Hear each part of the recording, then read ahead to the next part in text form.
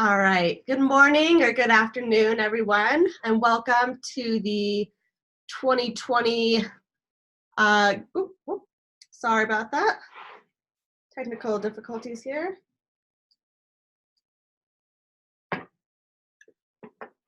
Oh my gosh, stop touching things. The 2020 Globe International Virtual Science Symposium Informational Webinar. Just doing a quick check. When you look at my screen, is it just those slides? All right, so hope everyone's having a good day. We're recording right now from Boulder, Colorado, where the Globe Implementation Office is, and it is very cold and very snowy. It's been a very unusual October for us, super wintry. So I'm Amy Barfield, and I work at the Globe Implementation Office here in Boulder, and I'm on the Education and Outreach team. And I've been a part of the IVSS now for the past 4 years, I think, helping with Julie Malmberg, who is the lead on this. So what is the Globe International Virtual Science Symposium?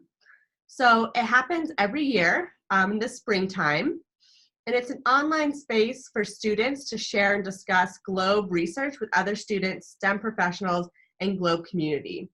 So it's open to all Globe students, so that's K through 16, so that's our youngest students up until undergraduates. And it's a chance for students to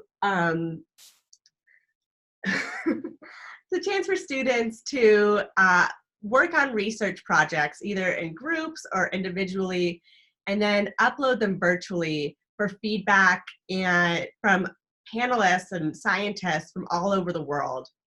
So it's a great way for students to practice doing research projects that they would maybe do normally, or that they want to have the opportunity to do a really real science symposium, but without having that burden of cost of travel or having to print out posters. This way it's all virtual. And this is our 7th year doing it. It's changed a bit over the years, but the past few years it's been about the same as it is this year. So I just want to go through some of our history here. So last year we had 132 judges. Last year was our biggest year yet. And so we had judges from all over the world, from all 6 of our Globe regions. And we even had 29 of those judges were GISN members. So you don't have to be a GISN member, but if you are, it's a really great way to participate in the network. And the GISN is the Globe International STEM Network. Hold on. Sorry about that. Let me just have some notes here. So last year, like I said, it was our biggest year. So not just in judges, but also in projects. And so we had 238 projects submitted, and from all over, and some new countries, some countries that have participated in for many years. So it was a really great year for us. And over the years, sorry, I'm having some technical difficulties today.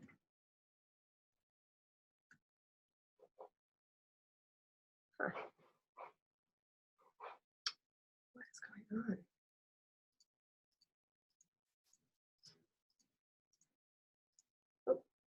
Sorry about that, people, everyone. It's a snowy day here. Everything is glitching. So over the years, like I mentioned, last year was our biggest year. So if you look at the bottom here, you can see, oh man, gotta stop touching anything here.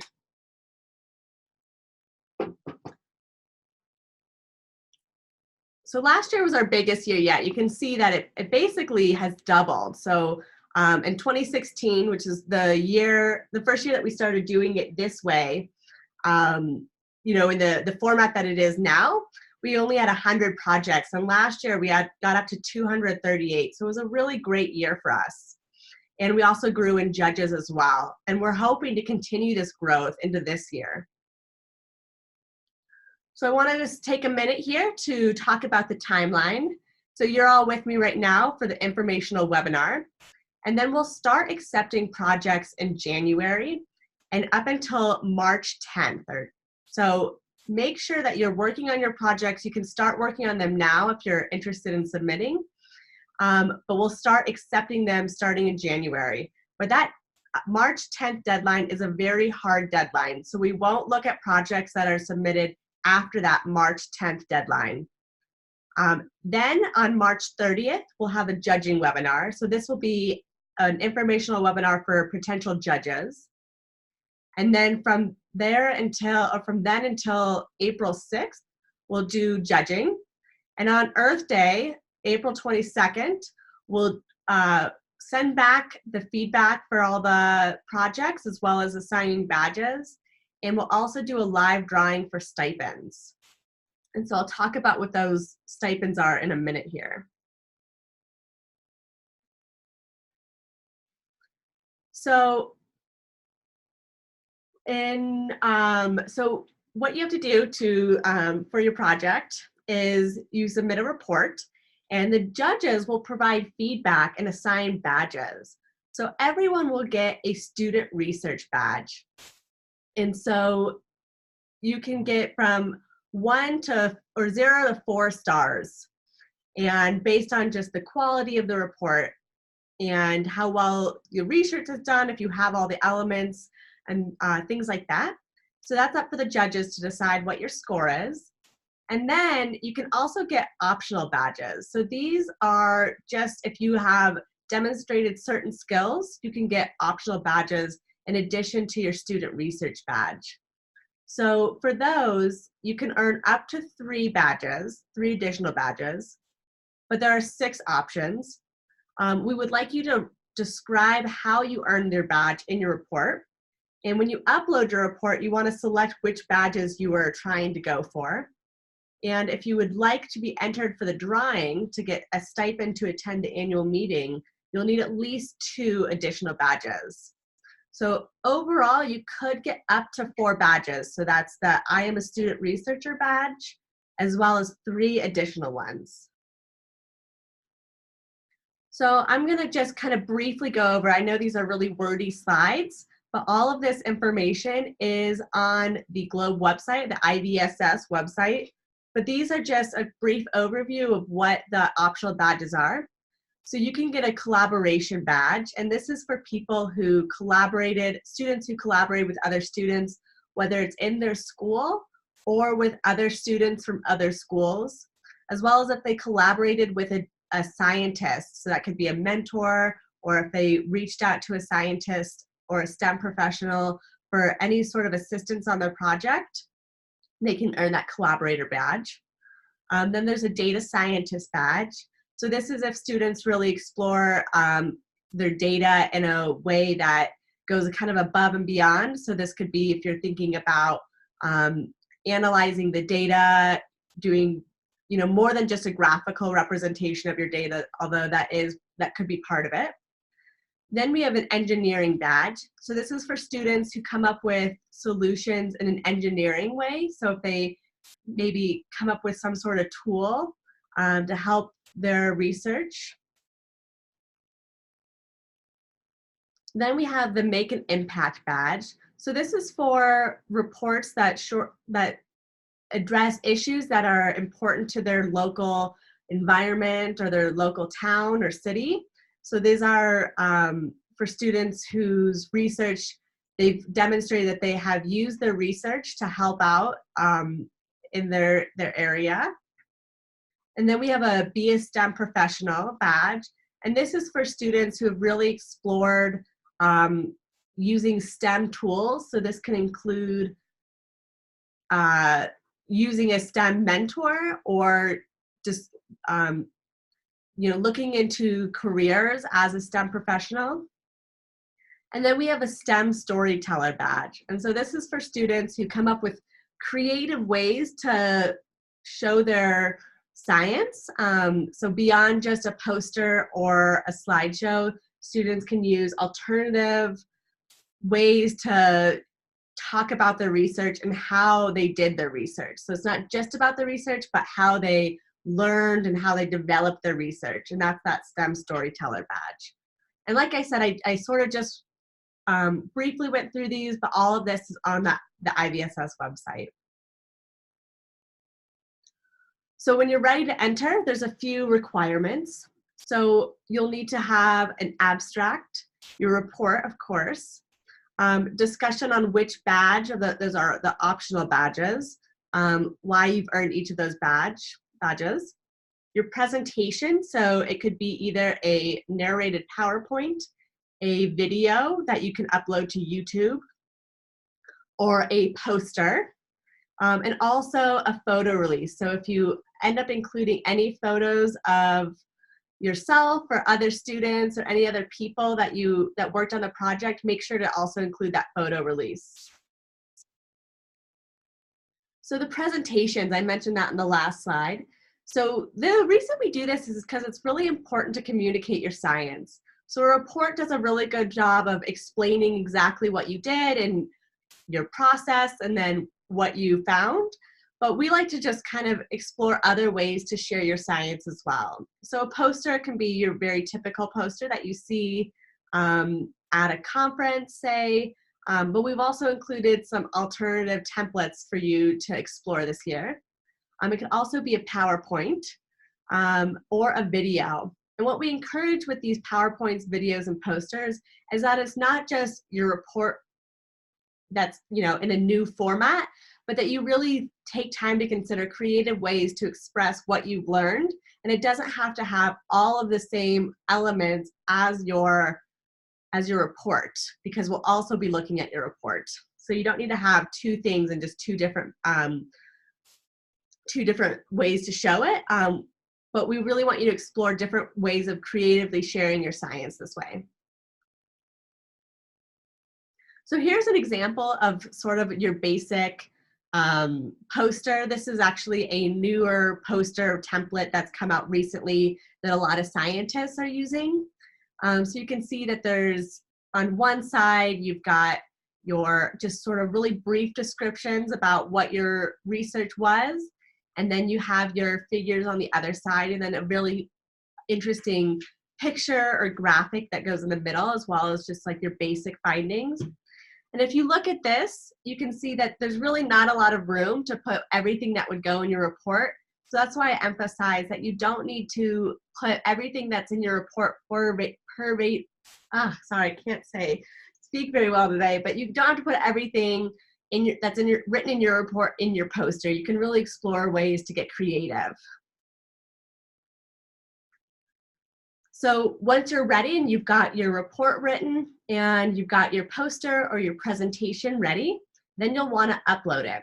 So on the IVSS website, you can go to upload your research report, and the blue button will show up starting in January. So you won't find it now, but you will see it in January once we get started.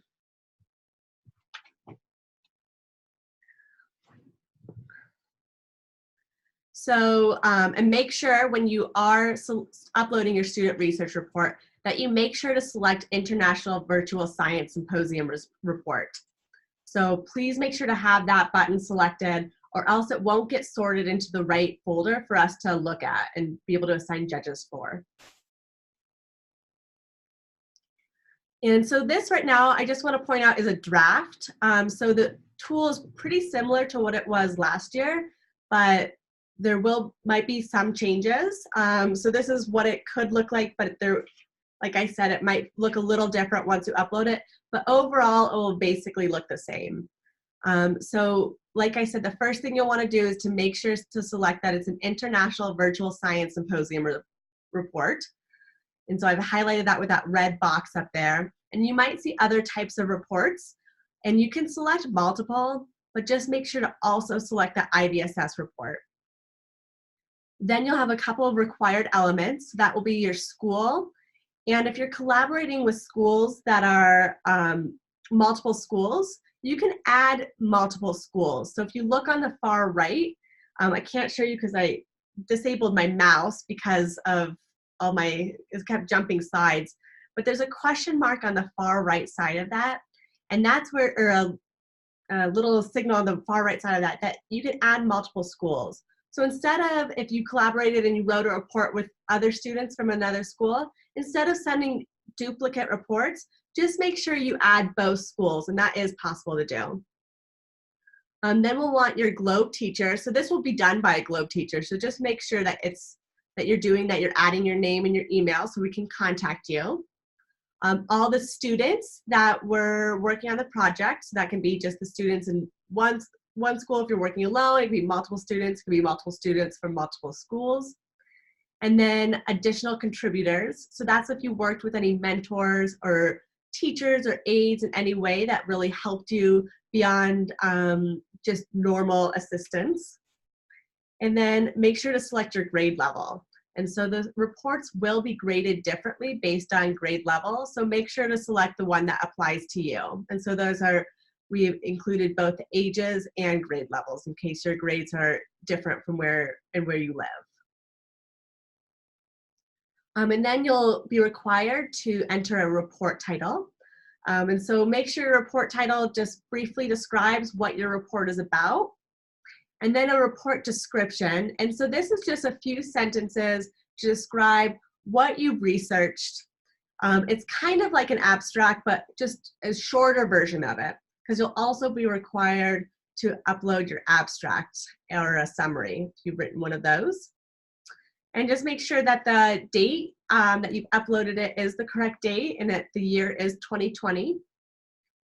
Then you'll indicate which protocols you've used in the report. So all of these drop down, so you can indicate if you've used multiple atmosphere, biosphere, Earth as a system, hydrosphere, or pedosphere protocols. Please indicate which ones you've used. And then you'll want to upload your research report. So you'll use that button there. And we do ask that you use certain document types. And so if you hover over that question mark, it'll tell you which document types we accept. So those are going to be, a .doc or a PDF, things like that. So just make sure to include that, or to make sure that your report is written in the correct type. And then you'll want to upload a thumbnail image. And so I will point out what your thumbnail is in a minute here, but just remember that if you do want a picture of people, that we include that photo release. So then you'll want to indicate which language your report is written in. And I'm going to talk a little bit more about languages because that's a new thing this year, but just make sure to indicate the language. And like I said, this is a draft, so it might not have all the languages that we're accepting showing right now, but you'll see all the languages that we are accepting this year once you actually upload your tools in January, or upload your reports in January. And then there's a place for you to select your optional badges. So like I said, you can do up to 3, or you don't have to do any, but I highly recommend at least doing 2. And then you'll want to upload your presentation. So it could be either a video URL. So if you uploaded it to YouTube, you'll provide that. Or if you uploaded a poster presentation or a narrated PowerPoint, you can upload it there. And I've mentioned that photo release a couple times. I just want to emphasize that you'll need to do that if you've included any photos. And then you'll hit the Submit Report button. And so you will get a email. So if you don't, you can email us and let us know, but you should get an email once you submit your report.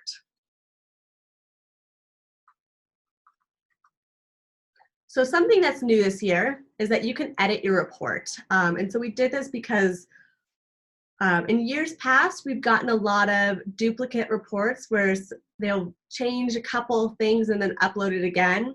And that can be hard for us to sort of manage all those duplicates. So we will allow you to edit your reports, but that time is very limited. So say you upload it and then a few hours later you realized you forgot to select which badges you have earned, or forgot to describe why you earned those badges. This is where you can edit your report so that you don't have to re-upload it again. But keep in mind that the time to edit your report is going to be limited to just a few days.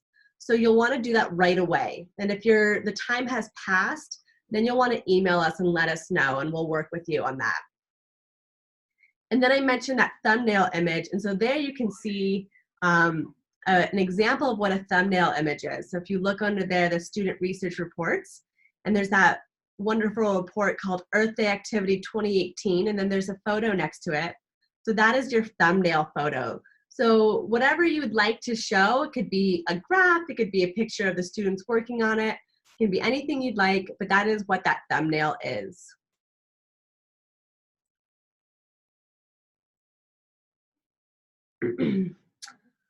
So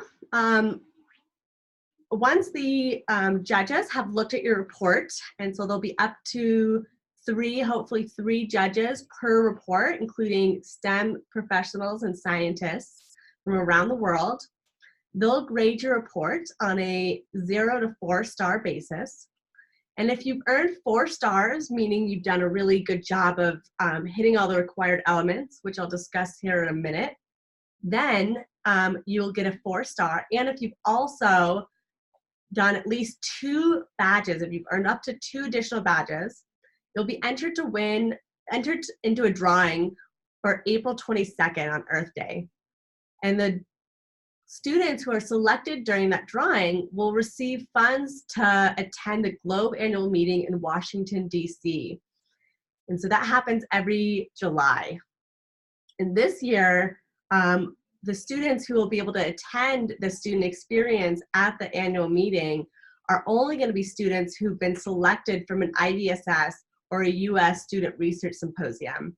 So it's really good incentive to really work hard on these IVSS projects, because that means you could be one of the few selected to be able to participate in the student experience this summer, which is going to be very fun and very exciting in Washington this year.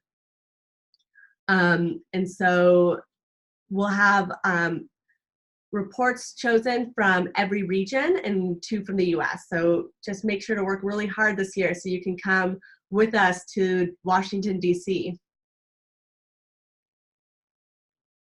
So here's these are winners from last year. And I would highly encourage, if you're looking for some inspiration or looking to see what a really good report looks like, you can look at these. And these are on the 2019 Globe International Virtual Science Symposium webpage. And so you can find these and read the reports and just sort of see what a 4-star report looks like. And I would highly encourage you to do that.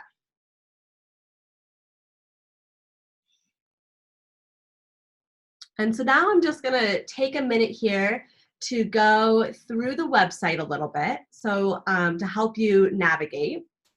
So if you go to the 2020 International Virtual Science Symposium page, and you can use this shortened URL that you see at the top at globe.gov/science symposium, it'll bring you to this page.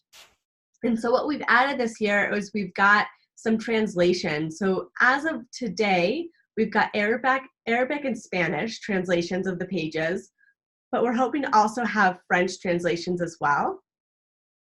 And if you're interested in helping us translate these pages into other languages, we'd highly encourage you to reach out to us and let us know, because we'd love more translations.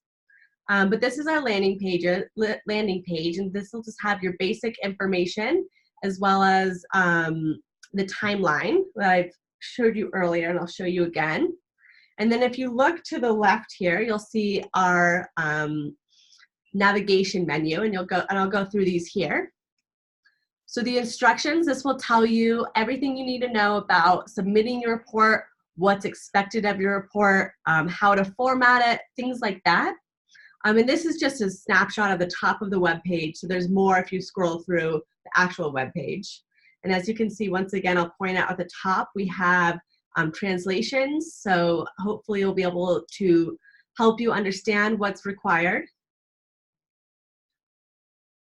Our next page is the rubrics and badges page. So here's our rubrics page, and so as you can see, I pointed in here with this big red arrow that our rubrics are broken down into age and grade levels. So not all students will be graded on the same curve. So if you're a kindergarten student versus an undergraduate, we'll be expecting different things. So don't worry about that. A 4-star will be very specific to what grade you're in.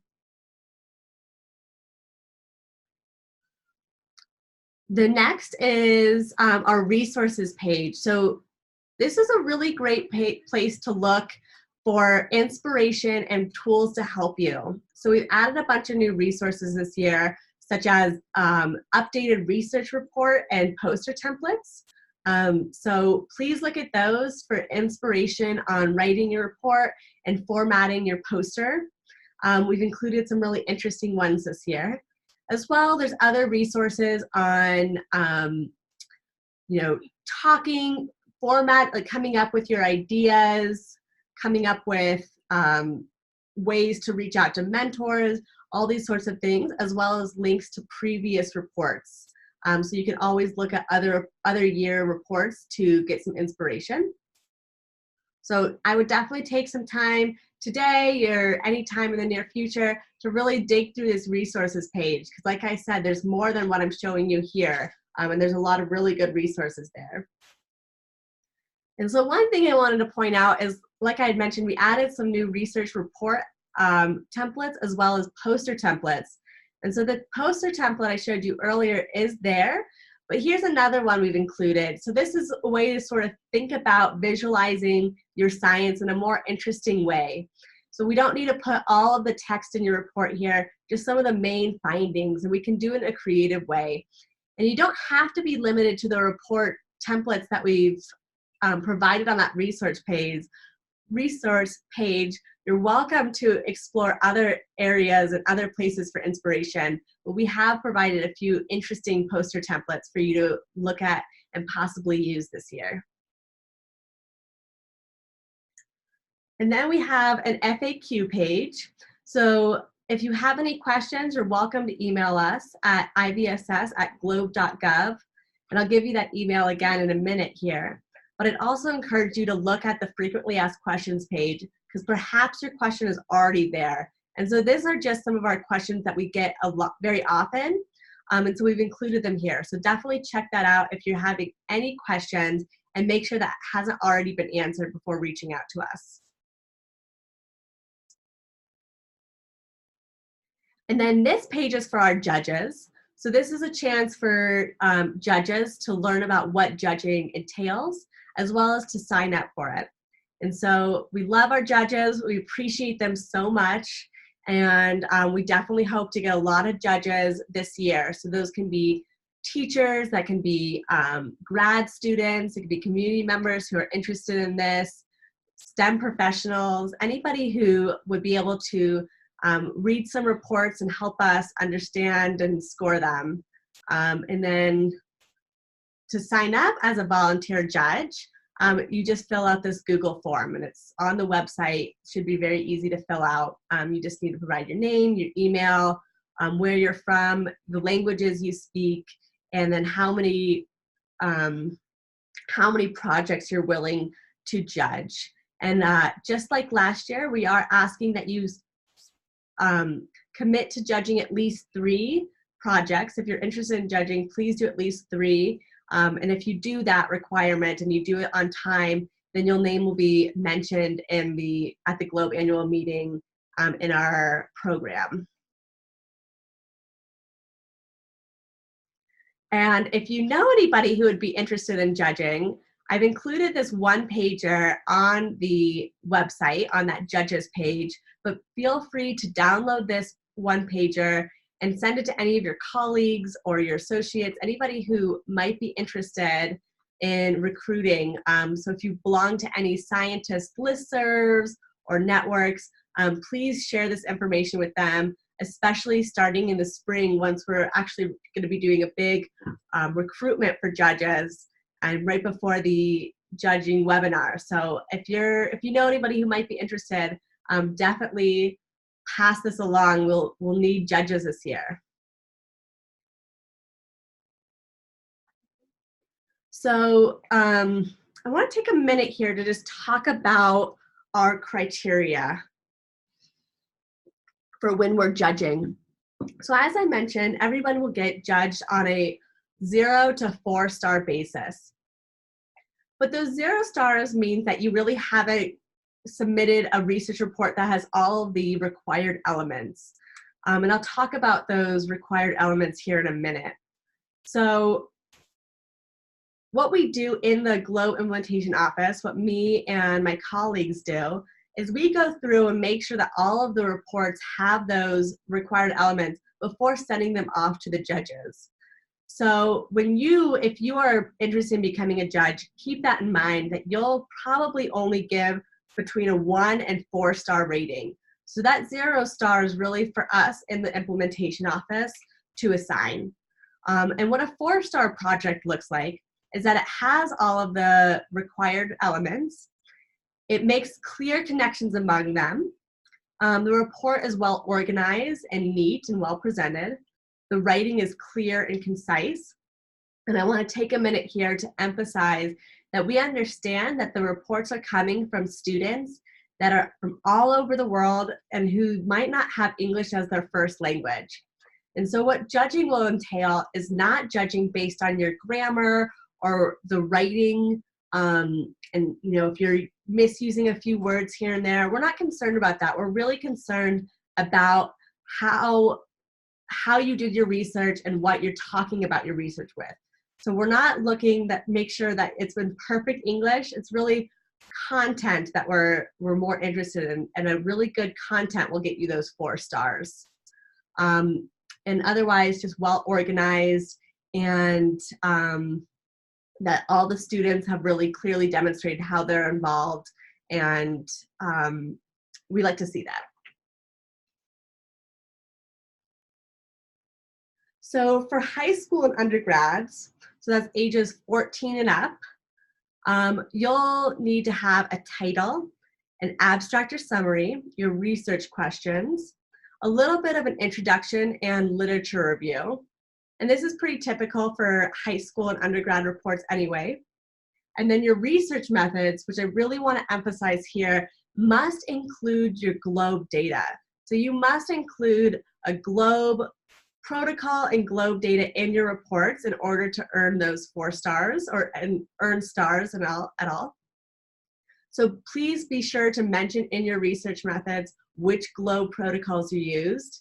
And in your results, discussion, and conclusion, in either of those, you could also talk about what GLOBE data you used. And also, if you entered GLOBE data, please include a screenshot in your report. The bold elements here are the required elements. So if you don't include an introduction or review of literature, you can still get 4 stars. But since these are pretty typical elements that a high schooler or undergraduate would include in their report, it's definitely good practice to use these or to include those in your reports. And then, of course, number 10, I just want to point out again that if you are earning additional badges, we would like to see why you think you've earned those additional badges. So for 6th through 8th graders, so that's ages 11 through 14, pretty similar requirements. We'll have a title, abstract or summary, research questions, an introduction, and as you'll notice this time we don't require a literature review. Your research methods, which I'll point out again, please include your GLOBE resources, a results discussion, conclusion, and badges section. For 3 through 5th graders, so that's ages 8 through 11, once again, we're paring it down a little bit, but we'll still require a title, summary, your research questions, your research methods, and a conclusion. And for our kindergartners through 2nd graders, that's ages 5 through 8, same thing, a title, summary, research question, research method, and conclusion section are required. But please also include the badges and make sure to include that GLOBE element in there too. And all of this information everything I'm going through on here today is on the website. All right, so what's new this year? So I'm very excited to announce that we will be accepting projects in other languages this year. So since this is our first year doing this, we can accept projects that are in English, Spanish, French, Arabic, and Croatian. And so we've chosen these languages because these are the ones that we tend to get a lot of, and that we also have available judges for. So that's a really important part of this, is because in order to be able to judge those projects, we'll need to have judges who can speak those languages. So if we don't have enough languages or enough judges who can speak Spanish, French, Arabic, or Croatian, unfortunately, we won't be able to judge your projects in those languages. So if you know anybody interested who can speak those other languages, who could be able to help judge, please help us recruit those people. And if you do submit a report in a language other than English, please also include an English translation. So that can be in the same document, however you'd like to format it. But this way, we can help organize your reports a little bit better, make sure you have all the required elements before sending it off to judges. And in case that we don't have enough judges who speak those other languages, we'll still be able to grade your report, because we don't want you to work really hard and then not be able to get any feedback on your report. And if you're interested in having your languages, other languages represented in the future, just contact us. We may be able to accommodate other languages if we have those judges in the future. But this year, we're keeping it limited to Arabic, Spanish, French, and Croatian. And as I pointed out earlier, we also will have Arabic, Spanish, and French translations on the IVSS web pages. And if you'd like to see more translations, please reach out to us and help us translate those pages. It's a big community effort here. All right. So I'm just going to go through a couple of our really frequently asked questions here. So who can judge projects? So that can be anybody who is a community member. It could be teachers, it could be graduate students, it could be Globe alumni, and also STEM professionals. So each project will be judged by at least one scientist and STEM professional. So we definitely want lots of those. But we also open it up to other people who might be interested. And the more judges, the better. That means we can accept more projects and provide more feedback. And judges do not have to be part of the Globe International STEM Network. You can be, you don't even have to be a Globe community member. We can use a generic STEM professional account to judge. But I'll go over that in more detail this spring when I have the judging webinar. But if you are a GISN member, this is a really great way to participate. And if you're interested in becoming a GISN member, please check out the website on globe.gov, check out the GISN web pages, and see if that's something that interests you. Our GISN network is a really great network of scientists who are interested in collaboration and mentorship, and the IVSS is a really great way to get involved in Globe and in mentorship.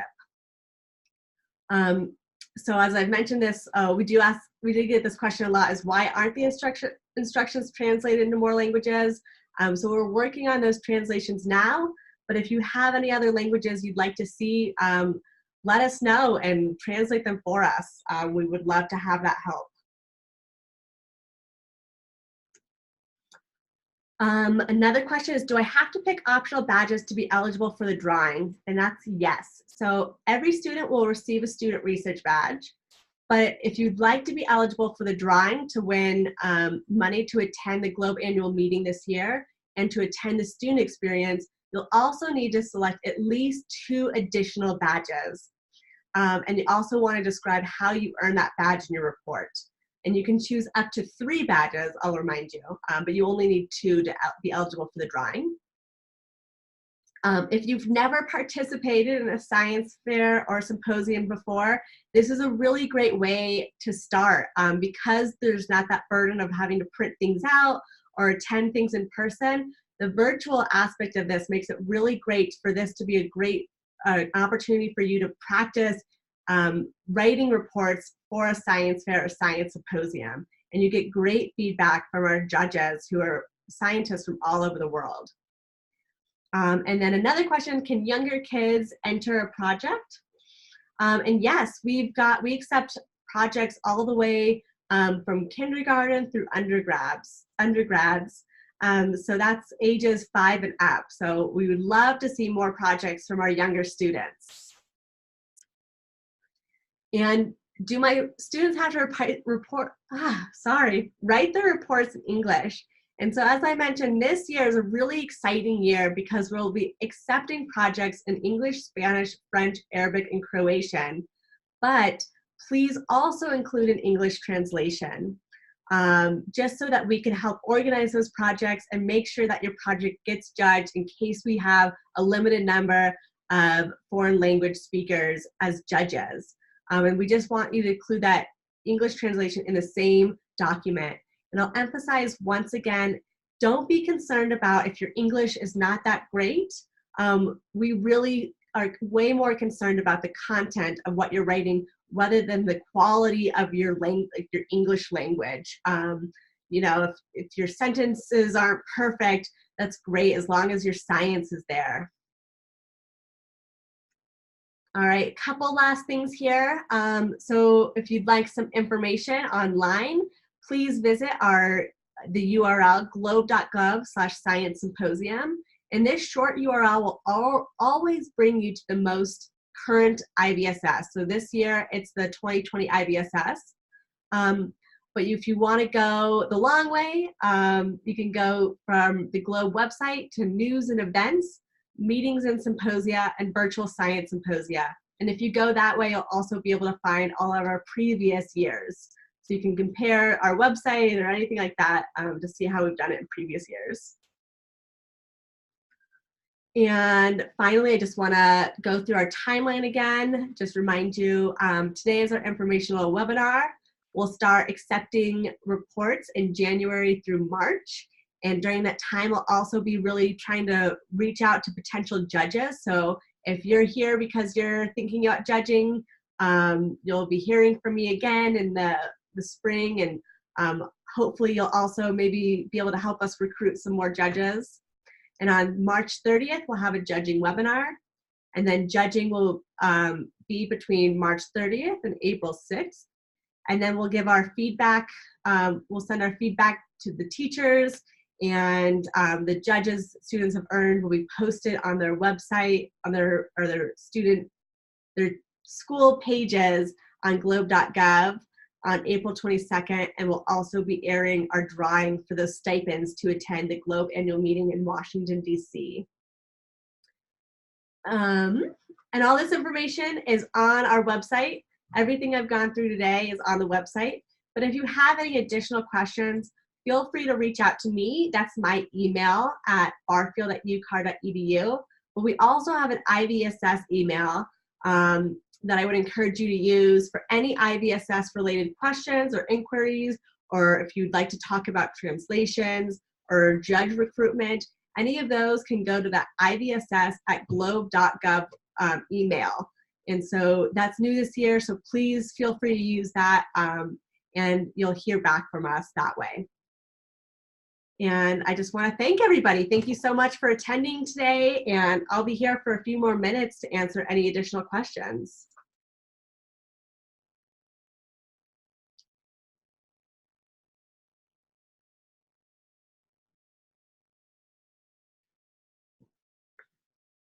All right, I've seen a lot of the chat going off. Let's see if there's any questions I can answer.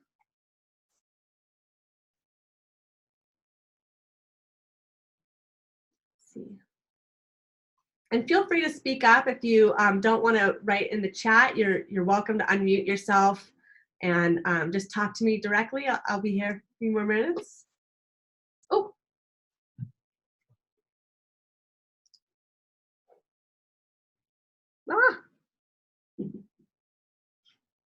Man, something is going on.